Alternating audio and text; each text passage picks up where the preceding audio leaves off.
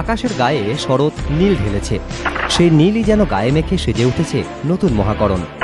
নবান্ন মহালয়ার পরদিনই লালদিঘির পাড়ের লালবাড়ির অস্থায়ী ঠিকানা হবে মন্দিরতলার এই HRBC ভবনটি। 15 তলার এই বাড়িটিতে এখন সাজো সাজো রব, কোথাও হাতুড়ি পেরের ঠিকঠাক, তো কোথাও রঙের কোচ। সেক্টর 5-এর কোনো কর্পোরেট অফিসের গেট নয়, এটাই নতুন মহাকরণের গেট। এখান দিয়ে ঢুকবেন মুখ্যমন্ত্রী, বসবেন একেবারে টপ ফ্লোরে, 14th ফ্লোর, 15 তলায়।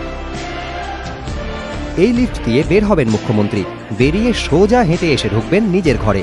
মুখ্যমন্ত্রীর ঘরকে সাজিয়ে তুলতে প্রস্তুতি জোর কদমে। মুখ্যমন্ত্রীর ঘরে ঢুকলেই চোখ চলে যায় জানলার দিকে।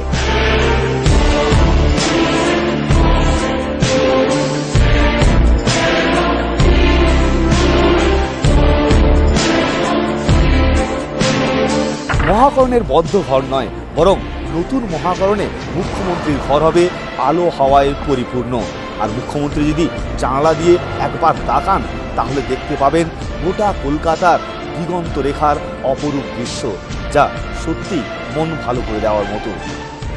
কলকাতা হাওড়া দুই জমজ শহরের পথঘাট, ঘরবাড়ি, গাছপালা, হাজারো ব্যস্ততা সব দেখা যায় জানলা দিয়ে।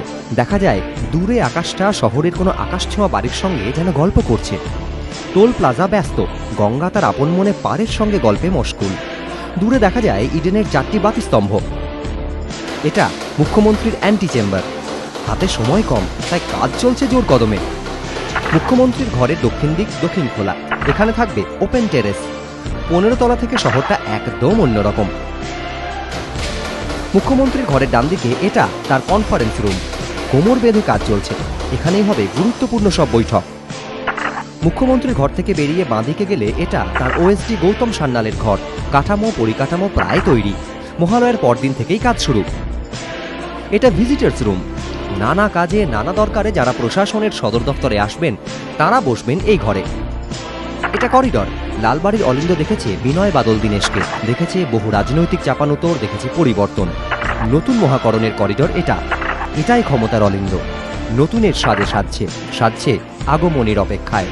নিমাই পান্ডা, ABP আনন্দ।